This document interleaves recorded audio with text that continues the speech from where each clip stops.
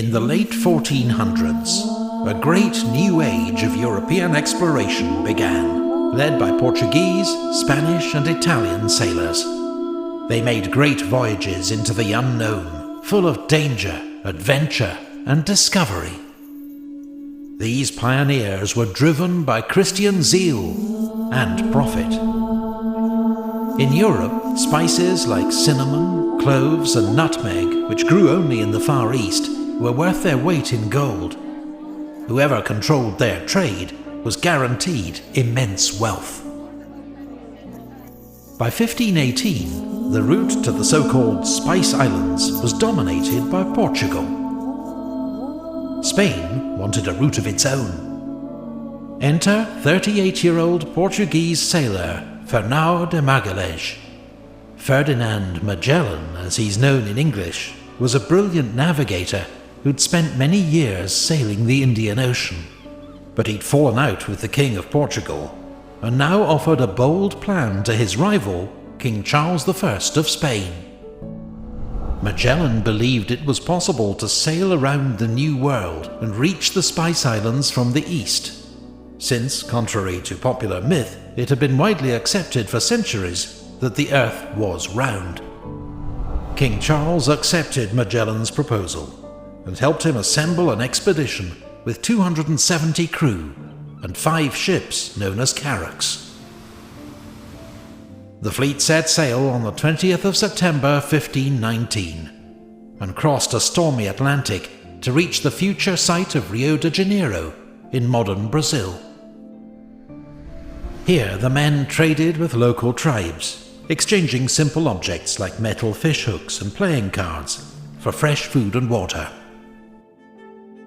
Magellan continued south until winter storms forced him to camp at Puerto San Julian. There Magellan faced a mutiny led by Spanish officers convinced he was leading them to their doom. Magellan acted swiftly and ruthlessly. He sent loyal men to kill one of the ringleaders, while another was captured and executed. 2 others were marooned, left behind when the fleet sailed south again in August. As Magellan searched for a passage west, one ship, the Santiago, was wrecked, though the crew were saved. Another ship, the San Antonio, deserted and sailed home. But Magellan did discover a 350-mile strait, which now bears his name, through to the far ocean, a sea that seemed so calm, he named it Mar Pacifico, the Peaceful Sea, or Pacific Ocean. But the Pacific Ocean was far bigger than they'd estimated. Their supplies ran out. The men were forced to eat rats and drink putrid water.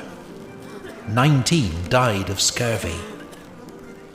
Then, after 99 days at sea, the lookouts spied land. They'd found Guam in the Mariana Islands, but when the islanders stole one of their boats, fighting broke out, and Magellan had to leave without fresh provisions. A week later, Magellan and his men became the first Europeans to reach the Philippines, where they were able to feast on bananas and coconuts. With Magellan's Malay slave acting as translator, they sailed on through the Philippines to Cebu, where they made an alliance with a local ruler who agreed to be baptized a Christian and swore allegiance to the King of Spain. A local chief from the island of Mactan then asked Magellan for help in defeating his rival, named Datu Lapu-Lapu, and Magellan agreed. He crossed to Mactan with 60 men in boats, but though the Europeans had superior weapons and armour, they were massively outnumbered.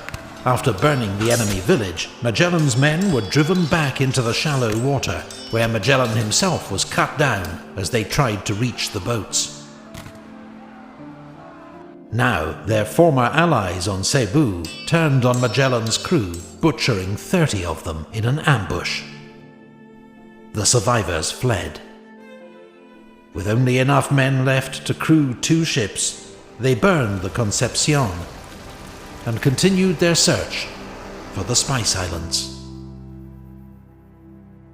They travelled to the Muslim court of Brunei on Borneo and were amazed by its splendour.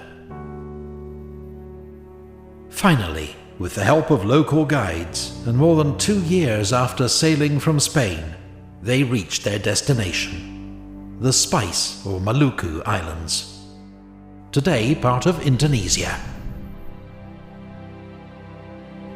They traded everything they had for all the clothes their 2 ships could carry.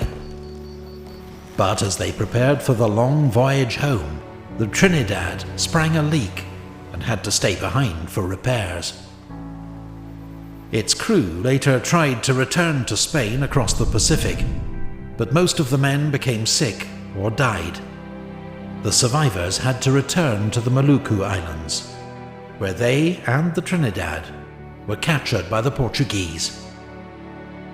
The Victoria, the last and smallest ship of Magellan's fleet, sailed west for home, captained by Juan Sebastián Elcano.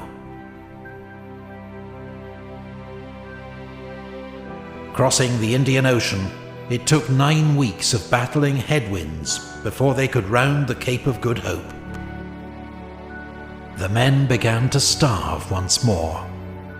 21 died before they found fresh provisions at Cape Verde. On the 8th of September 1522, almost exactly 3 years after their departure, the famished, exhausted crew of the Victoria cast anchor at Seville, Spain. Just 18 of the original crew of 270 had made it home. But what they and Magellan's expedition had achieved was astonishing. The first voyage of circumnavigation around the world. Mankind at last had final conclusive proof that their planet was a sphere, and a greater idea than ever before of its vast size.